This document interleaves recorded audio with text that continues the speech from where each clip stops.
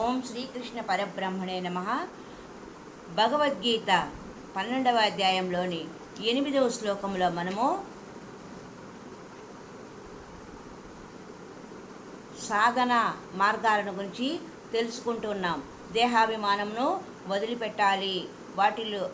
వదిలిపెట్టినప్పుడే మనకు ఆత్మసాక్షాత్కారం లభిస్తుంది అని చెప్పుకున్నాం. ఆ ఆత్మసాక్షాత్కారంలో శంకరుల వారు శివానంద లహరిలో శివునితో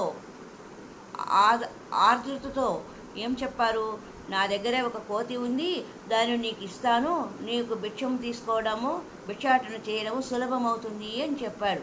ఆ కోతి ఎవరంటే మనసు. అతనిలో ఉన్న మనసును, శంకరుల వారి మనసును కోతిగా వర్ణించి శివునికి అర్పితము చేస్తాను అని చెప్పాడు. దేహము మీద అభిమానము ఉండరాదు అనేదానికి.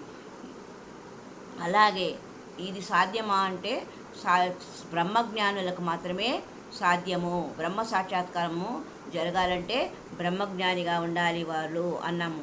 అందుకు ఉదాహరణగా జనక మహారాజు బ్రహ్మజ్ఞాని. జ్ఞానాన్ని బోధించమని జనక మహారాజు బ్రహ్మజ్ఞాని అయిన అష్టావక్ర మహర్షి వద్దకెళ్ళి తనకు బ్రహ్మజ్ఞానాన్ని బోధించమని, పరమాత్మ సాక్షాత్కారాన్ని కలిగించమని ప్రార్థించాడు. దానికి అష్టావక్ర మహర్షి, నేను బ్రహ్మ విద్యను బోధిస్తాను, అయితే గురుదక్షిణగా నాకు ఏమి ఇస్తావో ముందు చెప్పు అన్నాడు. ఆలోచనలో పడ్డాడు జనక మహారాజు. మనం కూడా అంతే కదండి.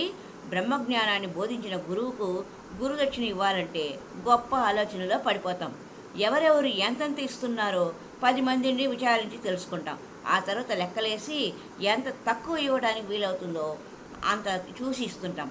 అయితే జనక మహారాజు మాత్రం ఆలోచనలో పడ్డది అందుకు కాదండి. ఆయన బ్రహ్మజ్ఞానం విలువ తెలిసినవాడు కదా. బ్రహ్మజ్ఞానాన్ని సరితూగే వస్తువు గురుదక్షిణగా ఇవ్వటానికి తన దగ్గర ఏమి ఉన్నది? తన దగ్గర ఉన్నవన్నీ కూడా అనిత్య వస్తువులే కదా. తన రాజ్యం కూడా అనిత్యమైనదే, బ్రహ్మజ్ఞానమే నిత్యమైనది.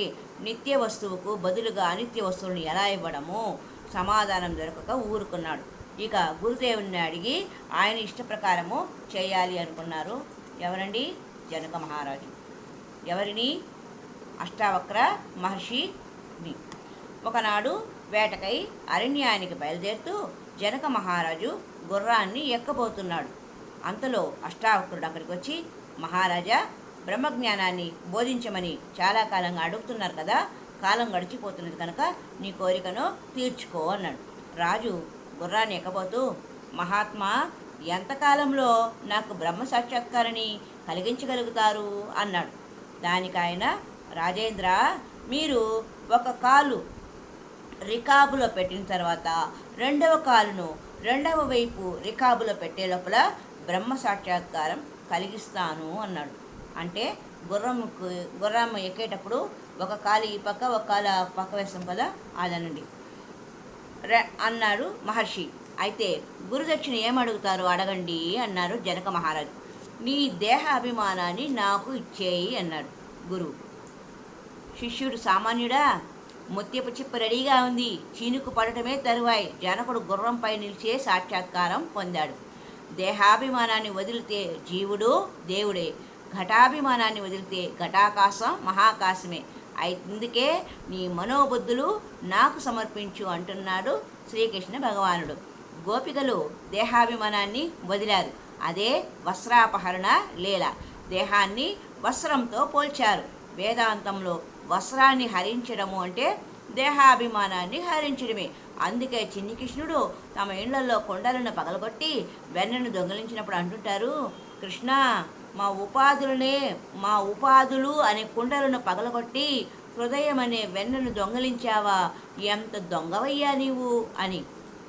అసలు భగవంతుడు మనకు మనోబుద్ధులను ప్రసాదించింది మోక్షాన్ని అందుకొనుటకే. కాలం వృధా చేసుకోకుండా వాటి సహాయంతో సాధన చేసి మోక్షాన్ని పొందాలి. భగవంతుడు ఇచ్చిన వాటిని తిరిగి ఆయనకే సమర్పించాలి. లేకపోతే భగవంతునికి ద్రోహం చేసిన వారము అవుతాం. మనసు అనేది నిజంగా గయ్యాళి గంప. అది తనకు నచ్చిన పనులు చేస్తుందే కానీ మనం చెప్పిన పనులు చేయదు.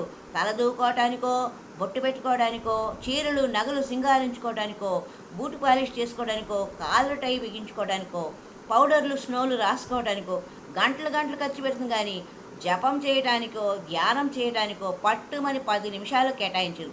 ఏదో కొంపలు మునిగిపోయినట్లు తప్పించిపోతుంది. జపం చేయటం లేదేం, ధ్యానం చేయటం లేదేం అంటే చాలు, ఏదండి తీరుబాటు కావడం లేదు అంటాం. మీలాగా మేము సన్యాసులం కాదు కదా అని పైకి అనకపోయినా అనుకుంటాం. ఇల్లు, వాకిలి, పెళ్ళాం, బిడ్డలు, ఉద్యోగం, వ్యాపారం, బోలెడు జంజాటకం ఇవన్నీ కదలనివ్వటం లేదు అంటాం. నిజంగా అవి మనల్ని పట్టుకున్నాయా? మనం వాటిని పట్టుకొని విడిచిపెట్టలేకపోతున్నామా కదా? ఈ విషయం గురించి మరికొంత లోతైన సమాచారం తెలుసుకోవడానికి మరి ఒక సంచికలో తెలుసుకుందాం. హరి ఓం తత్సత్. హరే రామ రామ రామ హరే హరే, హరే కృష్ణ కృష్ణ కృష్ణ హరే హరే. హరి ఓం తత్సత్.